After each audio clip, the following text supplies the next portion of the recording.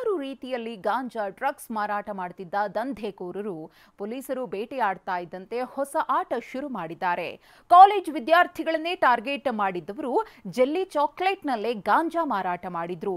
ಅದೇ ಟೆಕ್ಕಿಯ ಗ್ಯಾಂಗ್ ಪೊಲೀಸರ ಬಲೆಗೆ ಬಿದ್ದಿದೆ.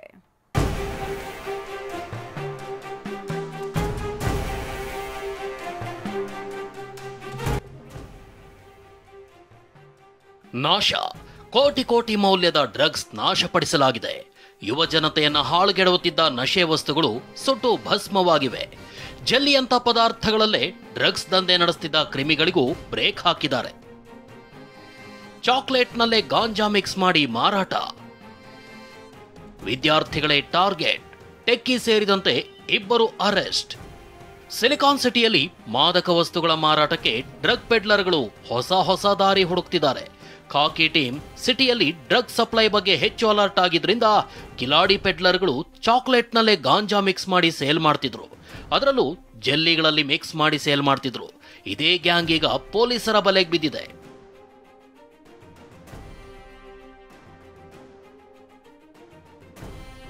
ಚಿಕ್ಕಮಗಳೂರು ಮೂಲದ ಟೆಕ್ಕಿ ಇಸೈಲ್ ಅದ್ರಾನ್ ಮತ್ತು ಮೊಹಮ್ಮದ್ ಜಾಹಿದ್ನನ್ನ ಬ್ಯಾಟ್ರಾಯನ್ಪುರ ಪೊಲೀಸರು ಹೆಡೆಮುರಿ ಕಟ್ಟಿದ್ದು 3 ಲಕ್ಷ ಮೌಲ್ಯದ 1440 ಗ್ರಾಂ ಗಾಂಜಾ ಮಿಶ್ರಿತ ಜೆಲ್ಲಿ ಚಾಕ್ಲೇಟ್ ಪ್ಯಾಕೆಟ್ಗಳನ್ನ ವಶಕ್ಕೆ ಪಡೆಯಲಾಗಿದೆ.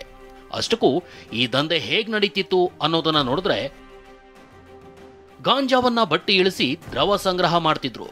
ಜೆಲ್ಲಿ ಚಾಕ್ಲೇಟ್ಗೆ ಗಾಂಜಾ ದ್ರವವನ್ನ ಮಿಕ್ಸ್ ಮಾಡ್ತಿದ್ರು. ಮಂಗಳೂರಿನಲ್ಲಿ ತಯಾರಾಗ್ತಿದ್ದ ಜೆಲ್ಲಿ ಗಾಂಜಾ ಕೊರಿಯರ್ ಮೂಲಕ ಬೆಂಗಳೂರಿಗೆ ಬರ್ತಿತ್ತು.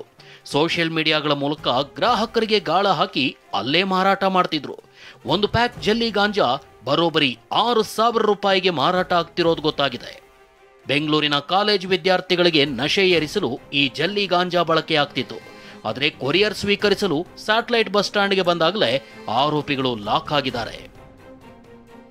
38 ಕೋಟಿ ಮೌಲ್ಯದ ಡ್ರಗ್ಸ್ ನಾಶ. ಒಂದ್ ಕಡೆ ಜೆಲ್ಲಿ ಗಾಂಜಾ ಗ್ಯಾಂಗ್ ಪೊಲೀಸರ ಬಲೆಗೆ ಬಿದ್ರೆ, ಇನ್ನೊಂದ್ ಕಡೆ ಕೋಟಿ ಮೌಲ್ಯದ ಮಾದಕ ವಸ್ತುಗಳನ್ನ ಇಂದು ನಾಶ ಮಾಡಲಾಗಿದೆ. ವಿಶ್ವ ಡ್ರಗ್ಸ್ ವ್ಯಸನ ವಿರೋಧಿ ದಿನಾಚರಣೆ ಕಾರಣಕ್ಕೆ ಹೊಸಕೋಟೆ ತಾಲೂಕಿನ ಪಿಲ್ಗುಂಪೆ ಕೈಗಾರಿಕಾ ಪ್ರದೇಶದ ಕಾರ್ಖಾನೆಯಲ್ಲಿ ಡ್ರಗ್ಸ್ಗಳನ್ನ ನಾಶ ಮಾಡಲಾಯಿತು.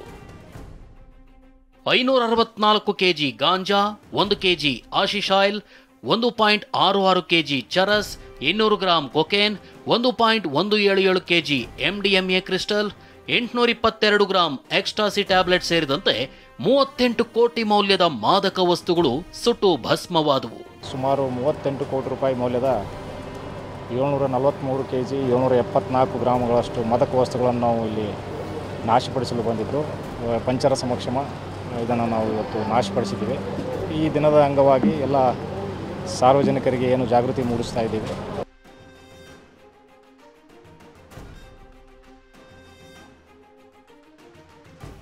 ಇತ ಕಂಠೀರವ ಸ್ಟೇಡಿಯಂನಲ್ಲಿ ವಿಶ್ವ ಡ್ರಗ್ಸ್ ವ್ಯಸನ ವಿರೋಧಿ ದಿನಾಚರಣೆ ಆಚರಿಸಲಾಯಿತು.